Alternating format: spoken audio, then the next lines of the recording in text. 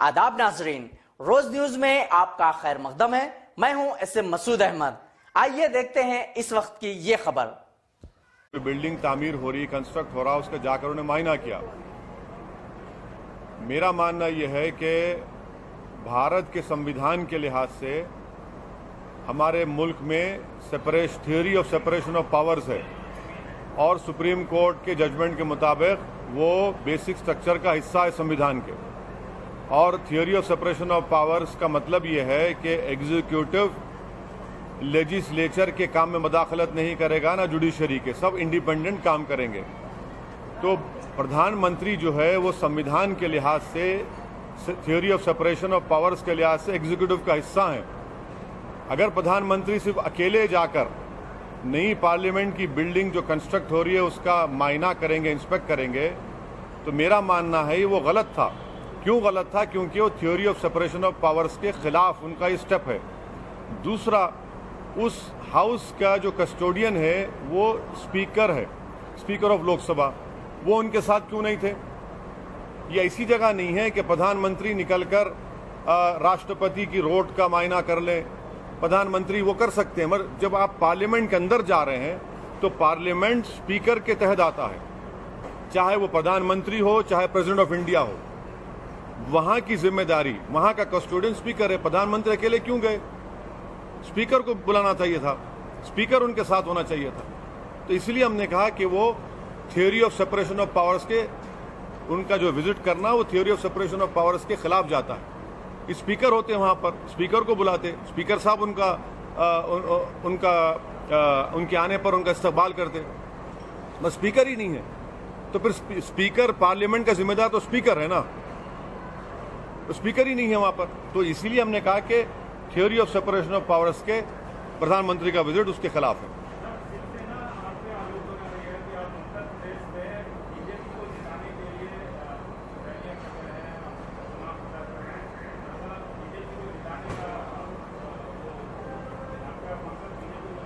ये डुगले हैं, नंबरी डुगले हैं, इंटेलेक्चुअल करप्ट हैं। इंटेलेक्चुअल डिसऑनेस्टी इन लोगों में है कि महाराष्ट्र के चुनाव में बीजेपी के डाइस से दोनों पुकार रहे थे असदुद्दीन ओवैसी के खिलाफ। दोनों पुकार रहे थे कि ओवैसी को रोको, ओवैसी को रोको, ये एंटी नेशनल है। और जब उद्धव ठाकरे को मुख्यमंत्री बनाने का टाइम आया तो फौरन जाकर कांग्रेस और एनसीपी से निकाह कर लिए। कांग्रेस भी हमको गाली दे रही थी कि बीजेपी और शिवसेना का मुख्यमंत्री मत होने दो, ओवैसी को मजलिस को वोट मत दो। तो वो क्या था, इतने साल वो बीजेपी के साथ थे। 2014 में आपने नहीं जिताया मोदी को, इनको शर्म नहीं आती इस तरह का झूठ बोलते हुए। 2014 में आपने मोदी को भारत का प्रधानमंत्री बनाया। आपने हर इलेक्शन में मोदी के कैंपेन में हिस्सा लिया। 2002 में जब गुजरात जल रहा था तो तुम्हारा उस वक्त का लीडर क्या कह रहा था मोदी के बारे में?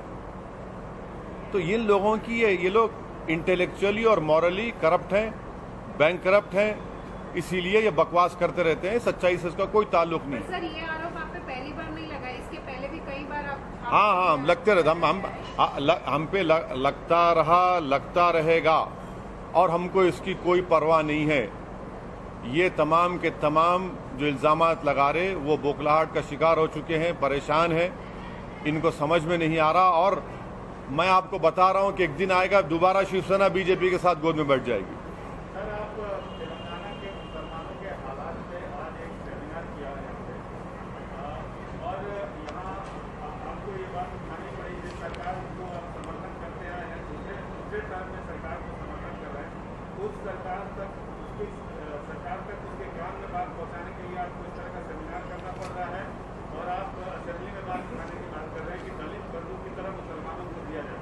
जब दलित बंधु का फॉर्मेट बन रहा था या दलित बंधु में जो चीजें तैयार हो रही थी, उस समय भी आप ये बात उठा सकते थे। और सरकार चूंकि आपको मैं बता रहा हूं कि जब चीफ मिनिस्टर ने ऑल पार्टी मीटिंग बुलाई थी दलित बंधु की स्कीम के बारे में, तो उस ऑल पार्टी मीटिंग में हमारे एमएलए ने इस दलित बंधु स्कीम का वेलकम किया और साथ में ये भी कहा कि मुसलमान और दीगर जो सेक्शंस ऑफ सोसाइटी ओबीसी के, उनको भी इस तरह की मदद करनी चाहिए। आज हमने ये सेमिनार करके ये बताया है कि तेलंगाना में पॉवर्टी की बुनियाद पर दलितों को ये स्कीम दी जा रही है। मैं जो समझता हूं कि एक रेवोल्यूशनरी स्टेप केसीआर ने लिया तेलंगाना में, मगर मुसलमानों का तेलंगाना में पोजीशन ये है कि अर्बन एरियाज में 57% मुसलमानों के पास जाति घर हैं, जबकि हमारे हिंदू भाइयों का 73% है। और मुसलमान जो है टोटल एम्प्लॉयज तेलंगाना में 7% है, आईएएस आईपीएस और उसमें सिर्फ 3% है, और पॉवर्टी जो है 9% तेलंगाना के मुसलमान जो बीपीएल है।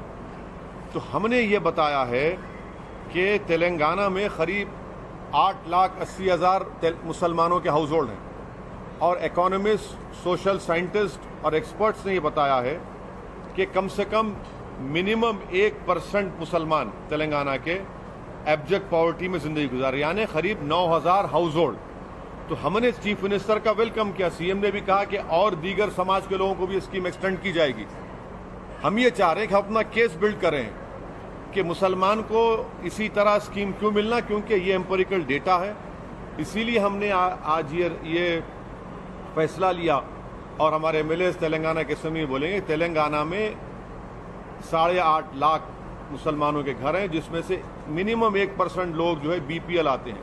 तो उनको अगर आप देंगे 10 लाख एक मेंबर को, तो 900 करोड़ का स्टेट के ऊपर फाइनेंशियल बर्डन होगा। जबकि खुद मिनिस्ट्री ऑफ माइनॉरिटी का बजट यहाँ पर जो पूरे देश में अगर आप देखें, कहीं इतना बड़ा बजट नहीं है, 1600 करोड़ बजट है। तो हम ये भी कह रहे हैं कि चीफ मिनिस्टर उसको उस 10 लाख को आप 2 साल में दीजिए, मगर ये देना जरूरी है, क्योंकि गरीबी से आवाम को उठाने के लिए, उनका एक एसेट क्रिएट करने के लिए, और पूरी दुनिया में इस तरह का जो फंड ट्रांसफर हुआ है, ये तो एक्सपर्ट भी मानते हैं। तो हम तो वेलकम करें दलित बंधु को। और चीफ मिनिस्टर ने कहा कि दीगर सोसाइटी के, रिलीजियस के हो या ओबीसी के लोगों को भी दिया जाएगा। हम यार देना, तो इसीलिए हमने अपना केस बिल्डअप किया, डेटा जमा किया, इकोनॉमिस्ट को बुलाया और उन्होंने दिया। हम तो अपनी बात रखें। लेकिन आप उसमें पुरजोर तरीके से अपनी बात नहीं रखते हैं। जब जहाँ तक तेलंगाना सरकार की बात आती है, ये नहीं अब डाटा तो सही है, अरे इस प्रकार से बात को रखना चाहिए। आप उन पे प्रेशर नहीं डालते हैं। अरे देखिए, पूरे देश में अगर कहीं पर 60,000 मुसलमान बच्चे रेजिडेंशियल स्कूल में पढ़ रहे हैं, बच्चे और बच्चियां, बताओ कौन से देश में कौन सी स्टेट में पढ़ रहे हैं? बताओ। तेलंगाना में पढ़ रहे हैं 30,000 बच्चे, 30,000 बच्चियां रेजिडेंशियल स्कूल में फ्री ऑफ कॉस्ट पढ़ रही हैं। कौन से स्टेट में पढ़ रहे हैं बताओ? इसमें एमआईएम का कंट्रीब्यूशन नहीं है। सुनिए, माइनॉरिटी मिनिस्ट्री के बजट 1600 करोड़ रुपये है। कंट्री में कितना है? 2300 करोड़ रुपये है। अरे ये तो काम कर रहे हैं ना यहाँ पर। आपको उम्मीद है कि मुस्लिम बंधु भी लाएंगे? हम गवर्नमेंट से रेकमेंड करेंगे, गवर्नमेंट को रिप्रेजेंट करेंगे, हम डेटा के साथ बात करेंगे ना, एम्पिरिकल डेटा देंगे और सरकार उसको देखेगी। जब बैकवर्डनेस, पॉवर्टी, जमीन, रूरल एरियाज में कितने मुसलमानों के पास कितनी जमीन है, 57% अर्बन एरिया में मुसलमान जाति घर में रहते हैं, तो ये सब डेटा है, जमा किए हम गवर्नमेंट को देंगे। कंपेलिंग केस हम बनाएंगे ताकि सरकार इस पर गौर करे, उसको एक्सेप्ट करे। सर 2000 करोड़ जब एक असेंबली कॉन्स्टिट्यूंसी को अलॉट किया जा रहा है, 2000 करोड़ किसको? एक कॉन्स्टिट्यूंसी में अलॉट हो रहा है और वो पॉलिटिकल, हाँ बिल्कुल। नहीं, देखिए, जहां तक केसीआर का मामला है, केसीआर के दिमाग में आप कोई बात बिठा दो, उसको पूरा कर दे।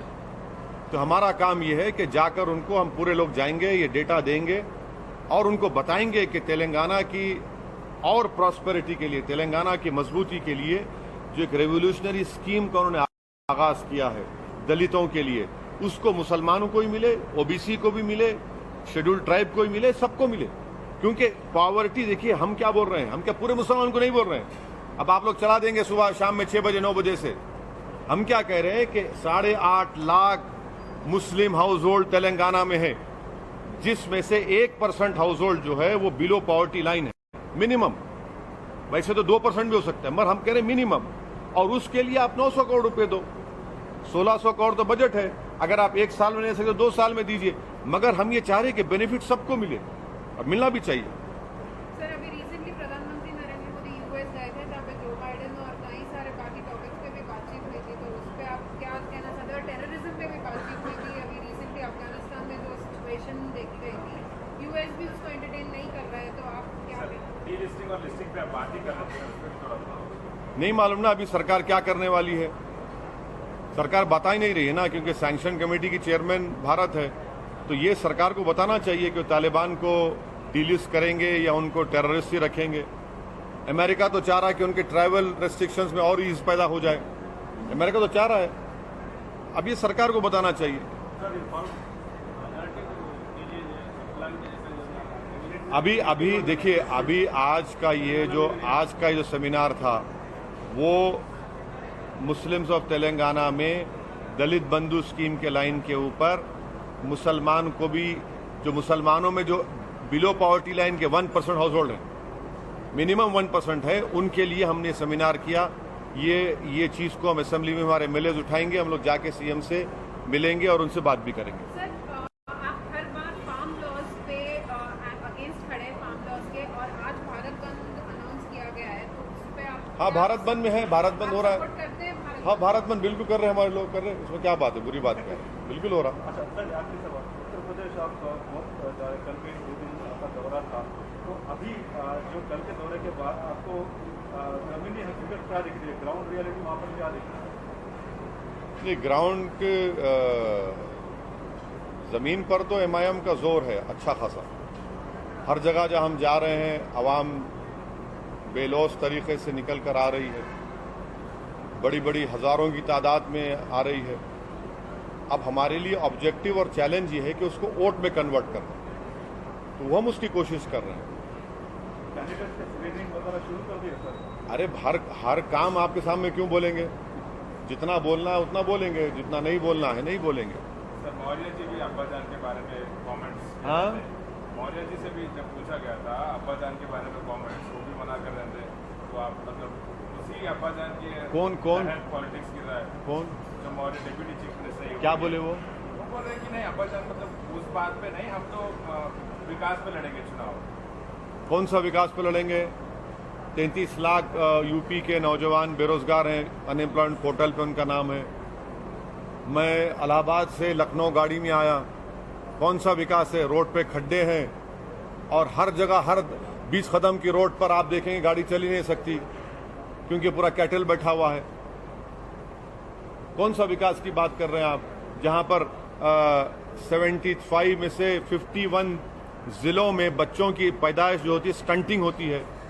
कौन से विकास की बात कर रहे हैं कि 9 लाख अगर भारत में एक्यूट मेल नरिश चिल्ड्रन है तो 4 लाख यूपी में है? कौन से विकास की बात कर रहे हैं कि गंगा के ऊपर लाशें तीर रही थी कोविड के सेकेंड वेव में? कौन सा विकास के कानपुर में 75 टन ऑक्सीजन की जरूरत थी तो आपने खाली 17-18 टन दिए? कौन से विकास की बात कर रहे हैं जहां पर मजहब के नाम पर मॉब लिंच किया जाता है? तो कोई विकास नहीं है वहां पर। ठीक है सर, थैंक यू। इसी के साथ आज की खबरें खत्म हुई। रोजाना की ताजा तरीन खबरों के लिए देखते रहिए रोज न्यूज। अब मुझे पूरी टीम के साथ दीजिए इजाजत। अल्लाह हाफिज।